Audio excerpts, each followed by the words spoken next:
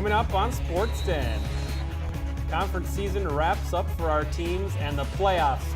The playoffs are here. We've got section tournaments, state tournaments, a whole lot of highlights and action coming up. You are watching another playoff edition of Sports Den.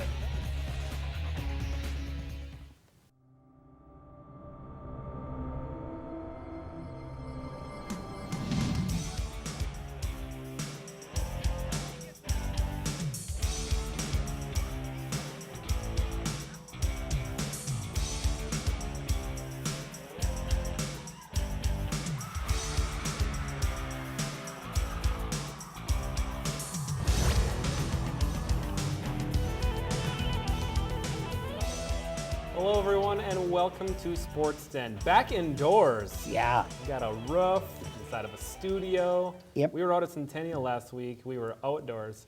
Jeff, he's reverse claustrophobic. He doesn't go outside. No, I don't go outside. No, I So actually. he's back. He's back here. Yeah, Yep. I'm back here. I'm Kenton Kipp. This is Megan Knight. This is Jeff Dinsmore. We are your hosts of Sports Den. Your friends in highlights, Yes. etc. And we wrapped up the football season. We were live on location last Yep. week at Centennial High School, hosting the Centennial and Armstrong game. That was the game of the week. Yep. Centennial trying to wrap up the division title for them in the Northwest Suburban Conference North, and Armstrong stood in their way. Let's take a look at the highlights as the Cougars, the red camo is back again, and it is hopping. That's slang for popular. The kids are saying it. I don't expect you guys to understand. Guess who's back in style? Actually back from an injury. Tucker Treadle, 14-yard catch, first down, recovering from a broken leg in the first game of the year, making a great catch there. And he will finish off the drive. Great blocking for the Treadle train. 4-yard touchdown, extra point, Cale Gieske, 7-0 Cougars. Falcons quarterback Nathan Alke rolls out and hits Cougar linebacker Danny Anderson. That's an interception. Anderson's second in as many games, returned one for a touchdown the previous week. But the Cougars unable to capitalize as the Falcons take it back. Meany's pass is picked off by Isaiah Clark. Ends up working like a pretty good punt though. It's fourth down, and now they got it down at the 8. Second quarter, time winding down in the half. Ryan Meany goes long for Treadle, who makes a fantastic catch along the sidelines amidst defenders. He goes down in bounds. Clock stops to move the chains. 3.3 ticks left when they blow the whistle to restart the clock. Meany's gonna spike it, but the refs say, not in time, it's halftime. They say, go to the locker room. Using technology, I was able to measure it. It was 2.5 seconds, but they don't have the ability to review. It says, get out of here. Yep. But we can review this play. Nice catch by Treadle. 7-0 Cougars at the break. We got it on him. Yeah, third quarter, Falcons get a big play. Alke, he keeps it. Big gain for him, 40 yards into Cougars territory. Touchdown saving tackle there, but they would score on the drive. Falcons, Alke to Trey Tate. Makes the grab and gets it into the end zone before it gets stripped. 26-yard touchdown, and we are tied up at 7. Cougars would respond on their next possession. Tyler Iquinto, a whole lot of camo blocking, makes a man miss, and then a whole lot of green ahead of him. Iquinto to the house, 41-yard touchdown run. Gieske extra point, 14-7. Cougars retake the lead. And then the Cougar D has been getting it done, and they stepped it up after giving up the score. Logan Davey busts through the line to bring down the quarterback for a big loss. And then Evan McClellan puts one on the carpet, and the Cougar D gets out the vacuum to clean up the mess. Fumble recovery by Isaac Moore. Fourth quarter, Cougars kill some clock and rip off another big run as Iquinto goes 33 yards inside the Falcons' 20. Penalties back them up, and they attempt a 46-yard field goal attempt by Gieske here. It's blocked, and the Falcons show a lack of judgment by touching it. Then they got to pounce on it on their own 3-yard line. This sets up a big play for the Cougar D. Andy Farladoe busting through, wraps up the quarterback who dumps it. Intentional grounding, and the Cougars D gets a safety. Play of the week nominee, big time play for Farladoe and the defense. The safety makes it 16-7 Cougars up by 9. That's 2 scores. Like I always say, safety last. Cougars run out the clock, and they win 16-7. The final, they earn a share of the division title. We caught up with some of those victorious Cougars. I mean, you have a shorter week to practice, so we just had to fight through it and really work our butts off to get where we are tonight with a W. These last 2 games really gave us confidence going into sections, and we're really starting to come together as a team. We fought through a lot of things, and things are starting to fall in a good order. We kind of had quick slants were kind of off. We couldn't really cover those, but we kind of adjusted and just made big plays, I guess. In the Cougars, Meany at 101 yards passing. And then the ground attack, Quinto 156 yards and a touchdown. Treadle 79 yards and a touchdown. Nice game for him receiving as well, 76 yards making some key catches there. As the Cougars, almost 400 yards of offense, holding Armstrong to 228. So a nice win for the Cougars. And they get a share of that division title. All right. Yep. So Congratulations to Coach Stiggins. Congratulations. Yep. Nice job, Regular guys. season's wrapped up, and Blaine also wrapped up the regular season on Wednesday, and they had Elk River in their sights, who is right up towards the top of the conference, or at least they were until they dropped the game to Osseo. As Blaine traveled to Elk River, their dynamic rushing attack, the 3-headed monster. Yeah. This is Zach Ernst, 24-yard touchdown. It's 7-0 early for the Elks. Still in the first quarter, Trent Pink, the keeper, 1-yard touchdown run, 14-0 Elks. The other way, Bengals, Chase Harper takes the pitch, gets some blocking. He's going to take it all the way to the other side of the field. And he goes 53 yards, and he's tackled down at the 15-yard line. The Bengals would score. Joe Blommer catching the touchdown pass from Ben Beckman. 14-yard score, it's 14-7. In the second quarter, Elks, Zach Ernst taking this one, 79 yards, all alone. Man. Big score for Elk River, 21-7. They attempt a 34-yard field goal attempt. It's no good, but they say they ran into the kicker. Fresh set of downs, and they capitalize.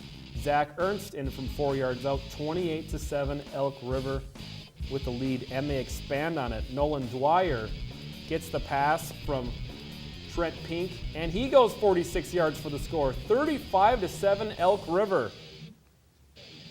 Back the other way, Beckman again finds Joe Blommer, this time 6-yard touchdown. Beckman the extra point, 35-14 at the half. Third quarter, Nate Crodel in from 5 yards out. Bengals close the gap to 35-21.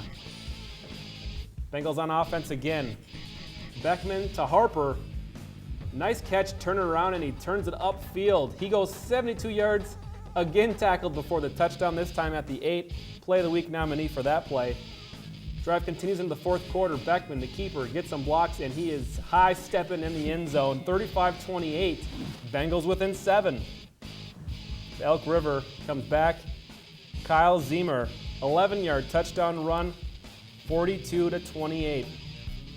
Bengals, time not on their side, but a nice play to Chase Harper again. 48 yards. This time he gets in for the score. Play of the week nominee. Extra point is no good. That's key here. They're down by 8. Onside kick, they get it. Bengals still with some life. Under 2 minutes to play. And they're going to connect. Beckman to Grant Bogey. 35 yards down to the 8-yard line, and then it's Beckman to Joe Blommer for the third time. Blommer's third touchdown, Beckman's fourth passing. They're down 2, 42-20. They have to go for 2. The pitch to Nathan Crodel, but he is stopped short. 42-40. They go for the onside kick, and they pick it up, but they stepped out of bounds. It was a nice kick and a nice recovery, but just on the line, Elk River ends up with it. They should run out the clock, but they fumble it. Bengals still have life because they recover the ball. Bengals, with under a minute to play, have another crack at it. Down 2, going to work, but Elk River steps up the defense this time. 2 sacks at the end, Bengals out of timeouts. Peter Jones here on the sack, and Elk River wins 42-40 in a furious Where's the game. defense? Where, oh, that was on the last play. Weren't you watching? All right, 42-40 Elk River. 224 yards from Zach Ernst and 3 scores. Beckman, 327 yards, 4 touchdowns, a rushing touchdown as well.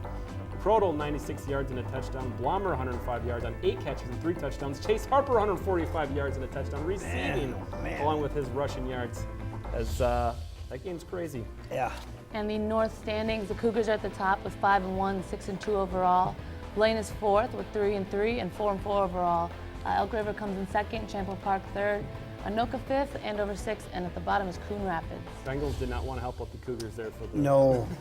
In section 5-6A, here are the seeds. Maple Grove taking on Coon Rapids. Maple Grove drawing the 1 seed. Centennial the 3 taking on the Blaine Bengals. We've seen this before.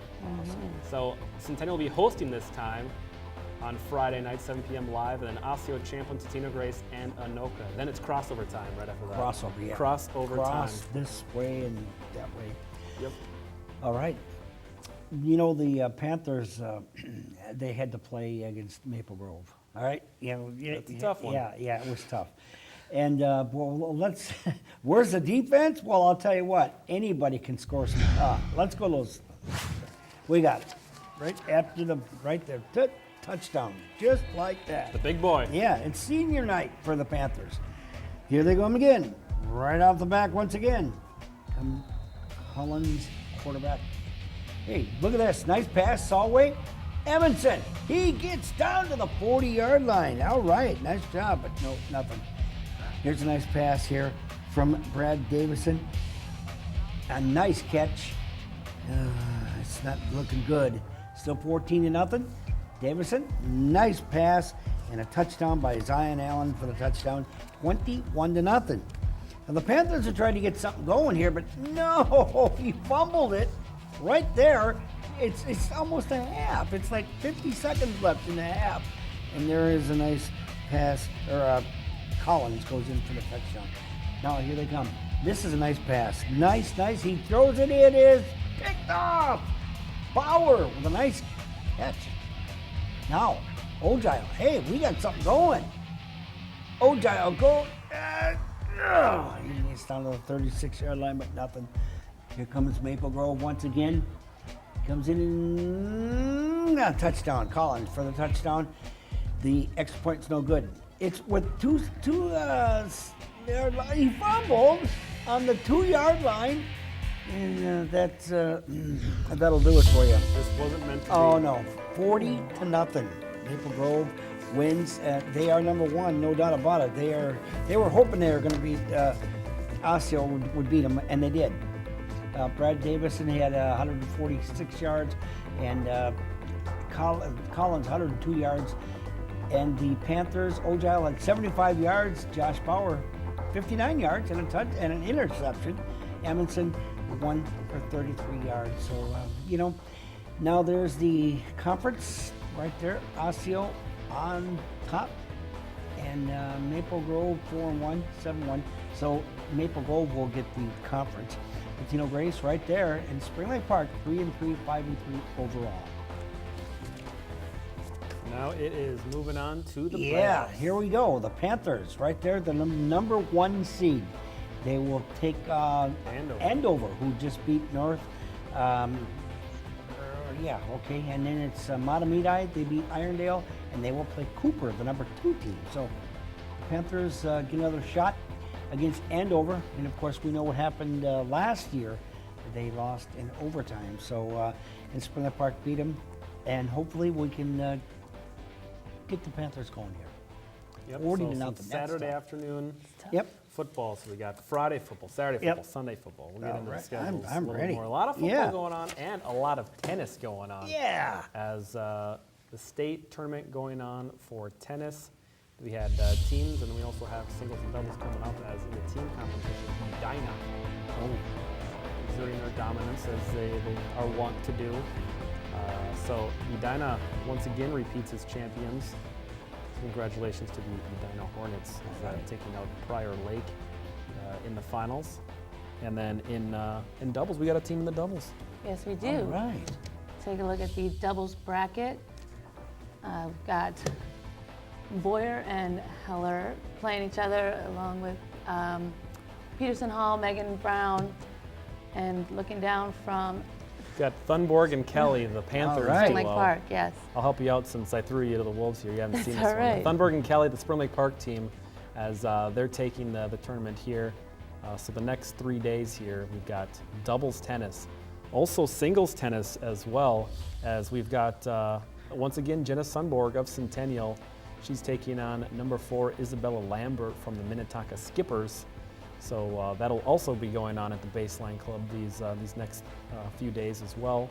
So good luck to Thunborg and Kelly and Jenna Sundstrom at the tennis tournament. Hopefully we'll have good reports for you next week on them winning some championships. Excellent.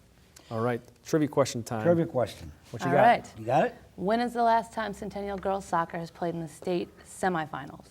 Oh. And bonus points, tell us what happened. Oh. What did happen there when it did occur? You tell us, 763-231-2809, or you can email us at sportsden@northmetrotv.com. We'll be back. We've got some volleyball brackets. We've got soccer. State Yep. highlights, Exciting. and maybe some coaching captains on the other side of this break. Don't go away. You're watching Sports Den. Known for its vineyards and hilltop villages, Umbria is also known for its delicious tasting pizza. Made traditionally from the finest ingredients, Umbria Pizzeria will make you taste the difference, smell the love, and transport you to Italy. La cena è pronta. Dinner's ready. You might even begin to feel like an Italian. Delicioso. Umbria Pizzeria, turning taste into memories.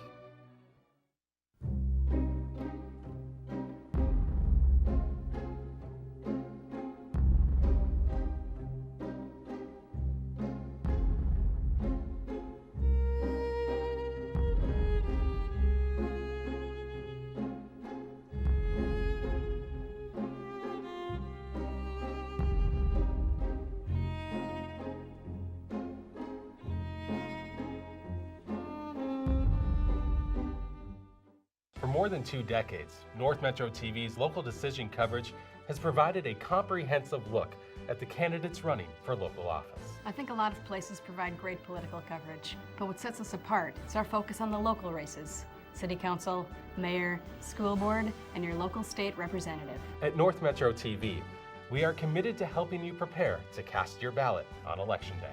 We've collected information and belief statements from the candidates and compiled an online voter's guide on northmetrotv.com. We've taped debates and candidate spotlights to give you a chance to hear directly from the candidates. Then on Election Day, after the polls close, tune into Channel 15 and join us for live election results and interviews with candidates from around Anoka County. Join us for Local Decision 2014. Where local politics is at the heart of what we do.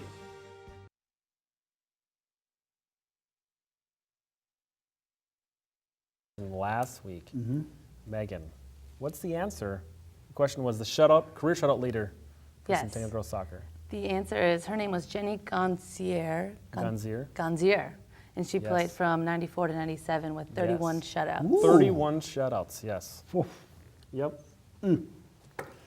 All right. Yep. So and Morgan Wurz, 25 now, so she's In third. in third place as Christy Lilja. We're just ahead of her with 26. So.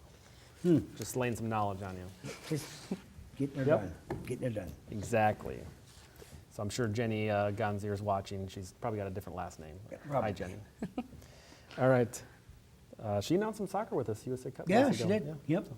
All right, speaking of soccer, the Centennial girls, once again, the state tournament, Megan. Yes, and the last game they played was exciting, if not very long, but exciting. Let's take a look at it. Rewarding. Yes. As we take a look at the girls soccer AA state quarterfinal game, number 4 Centennial took on number 5 Cretin-Durham Hall at Park Cottage Grove High School. Centennial's record for the year is sitting at 16-1-2, while Cretin-Durham Hall is 14-5. Both teams looking to win to advance to the state semifinals.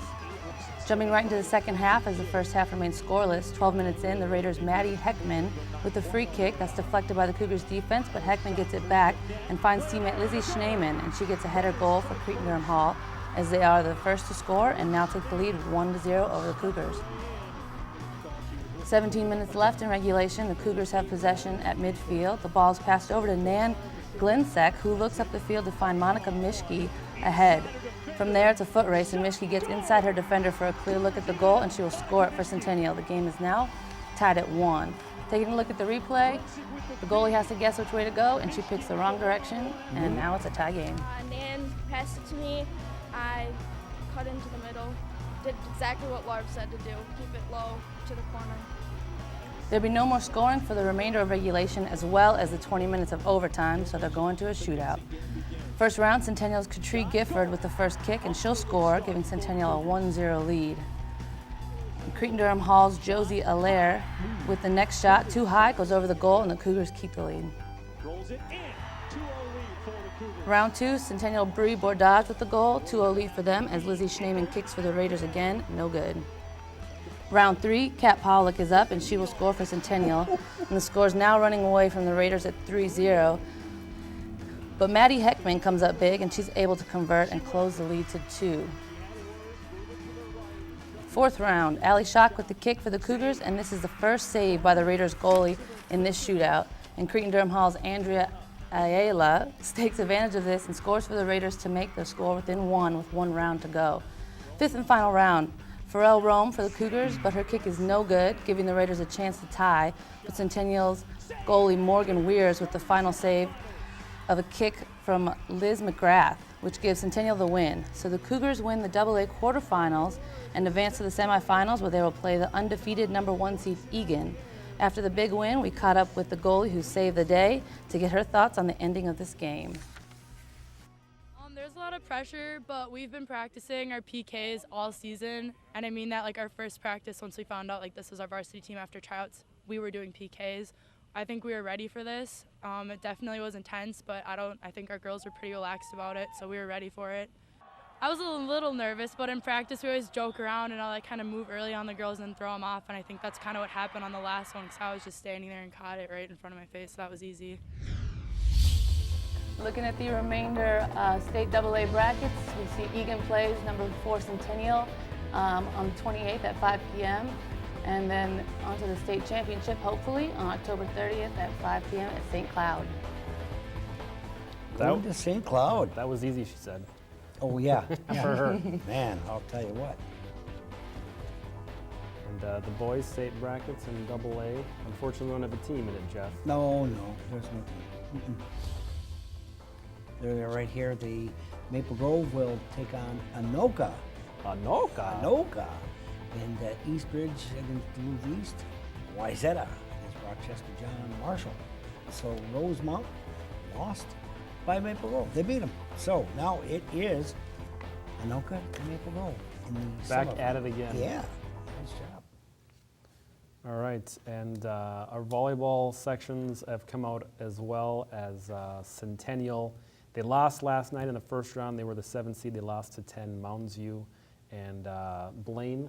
They advanced along with Spring Lake Park. So Spring Lake Park will be taking on Champlain Park tomorrow night in the quarterfinal round, and Blaine is traveling to St. Michael Albertville to take on them. But hopefully now we can go to another coach and captains, the Centennial Swimming and Diving coach and captains. Please enjoy.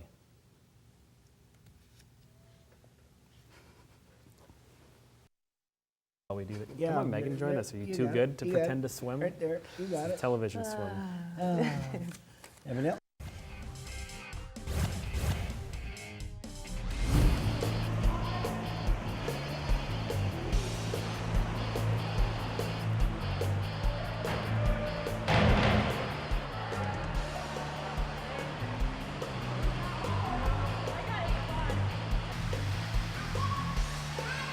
So far, this season's going great.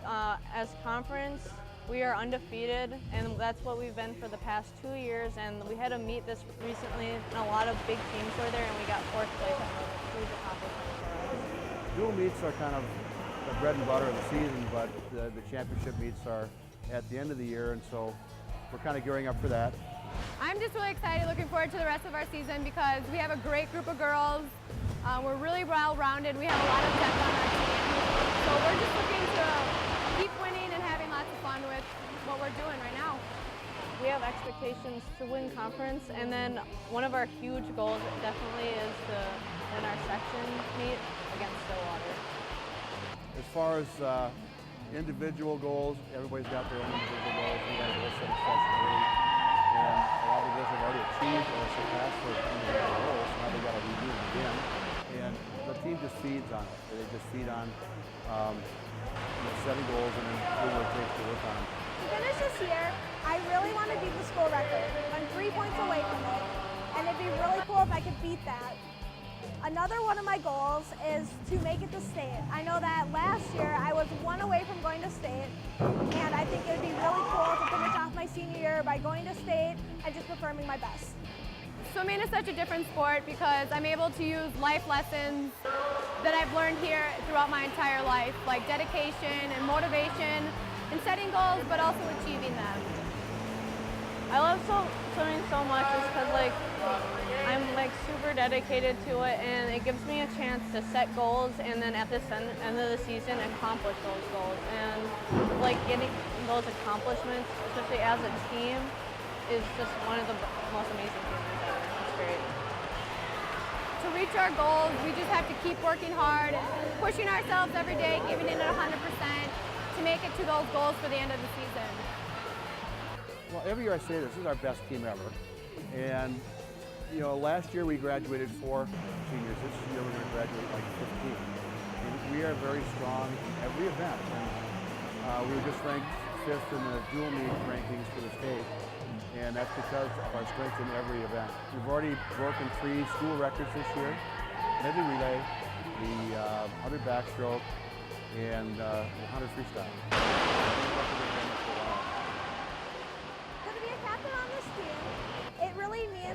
Girls to success. And how do you get to success is by learning their goals and working with them one-on-one on how to achieve it. To be chosen by my teammates is a pretty big honor just because I know that the girls are able to look up to me and they approve me as being a team leader for my team and representing Centennial. Again, the team atmosphere is super important for all of our meets. If we didn't have our teammates there, a lot of the stuff we do individually would be impossible. And just having that encouragement and positive energy from everyone, just gets you fired up for those races. So it's been quite a journey, and I love every second of it. I wouldn't trade this team for anything in the world. They're a great group of girls, and we have a lot of fun. We're really doing good, and I love being a part of this team. There you go. Yeah. Centennial Swim and Dive. Catch the fever. And we've got section swimming in November, so look forward to that. And coming up, football. Friday, Blaine at Centennial football section 5-6A. I'm going to be there. Saturday, Spring Lake Park hosting Andover on Saturday, 3 p.m. I'm going to be there. Yeah. And kids football, Blaine and Spring Lake Park Youth Championship football. This is going to be live from 9 a.m. to 7 p.m. Catch the fever. Wow. A lot of football. Football players, they get bigger as the day goes on. Watch all of it live on North Metro TV and NorthMetroTV.com. Joe Blommer, our athlete of the week, 8 catches, 105 yards, and 3 touchdowns. Yeah. That's good. Impressive. I got it. Congratulations to it. And time for Play of the Week. Pop it, crack it open. I'm going to drink 2 of them because I cut it. Here we go. Centennial defense sealing the deal here. Oh. Andy Farlado bringing down the quarterback as he dumps the ball. But the safety gives the Cougars the victory, 16-7. Yep. Right. Thanks for watching. Go and support your teams. Go Bengals. Go Panthers. Go Cougars. Go. Go, man. Go. Go. So those little kids they're